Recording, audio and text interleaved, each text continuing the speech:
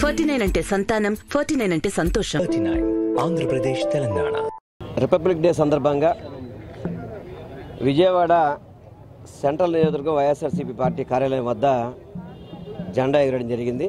ఈ కార్యక్రమానికి మన ఎమ్మెల్సీ గారు రూహుల్లా గారు, డిప్యూటీ మేయర్ గారు శ్రీశైలజారెడ్డి గారు, ఔత్శైలజారెడ్డి గారు, అదేవిధంగా కార్పొరేటర్సు, పార్టీ నాయకులు అందరూ కూడా రావడం జరిగింది.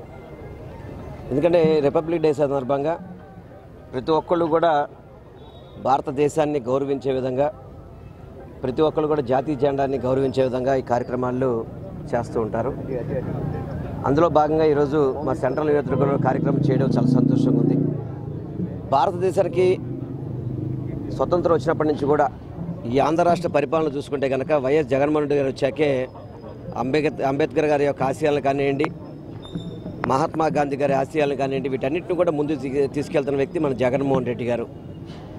సచివాలయ వ్యవస్థను తీసుకొచ్చి గ్రామ స్వరాజ్యం ఏదైతే మహాత్మా గాంధీ గారి కళలు ఉన్నాయో ఆ కళలు నెరవేర్చే విధంగా ఈరోజు పరిపాలన జరుగుతుంది. అదేవిధంగా సామాజిక న్యాయం ఏదైతే అంబేద్కర్ గారి యొక్క ఆశయాలను కూడా ముందుకు తీసుకెళ్తున్న వ్యక్తి కూడా మన వైఎస్ జగన్మోహన్ రెడ్డి గారు.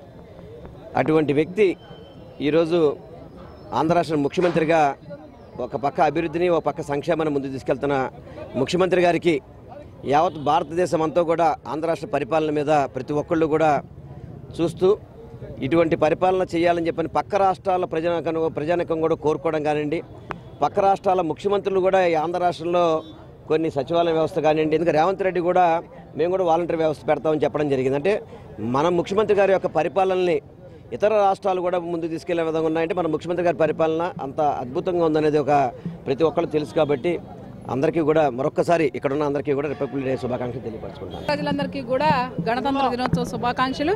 మరి సెంట్రల్ నియోజకవర్గంలో మన అభ్యర్థిగా ఉన్నటువంటి వెల్లంపల్లి శ్రీనివాసరావు గారి ఆఫీస్ దగ్గర ఇవాళ జెండా ఆవిష్కరణ చేయడం జరుగుతూ ఉంది.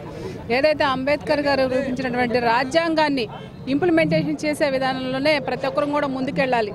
ఎందుకంటే మహనీయులు అంబేద్కర్ గారి ఆశయాలకు ఏవైతే ఉన్నాయో బడుగు బలహీన వర్గాల యొక్క స్ఫూర్తిని నింపే విధంగా గౌరవ ముఖ్యమంత్రి గారు కూడా ప్రతి ఒక్కటి కూడా ఇంప్లిమెంటేషన్ చేసిన వైనం చూసాం. విజయవాడ నగరంలోనే మరి ఎత్తైనటువంటి అంబేద్కర్ గారి స్టాచ్యూని మొన్ననే ఓపెన్ చేసుకున్నాం. మరి జాతికి అంకితం చేశారు గౌరవ ముఖ్యమంత్రి గారు. ఎందుకంటే ప్రతి ఒక్క పని చేసినా కూడా దానిలో విలువలు కూడినటువంటి రాజ్యాంగాన్ని, అలాగే రాజకీయాలను కూడా. ఎందుకంటే జగన్మోహన్ రెడ్డి గారు ఒకటే చెప్తా ఉన్నారు, ఏదైతే పెద్దల మహనీయులు అందరూ చెప్పినటువంటి మాటకి కట్టుబడి ముందుకెళ్దాం అనేటువంటి ఆలోచనతోనే ఈ పరిపాలన సాగుతుందని కూడా తెలియజేసుకుంటూ మరి ఇక్కడ వచ్చినటువంటి మా కార్యకర్తలందరికీ కూడా నమస్కారాలు.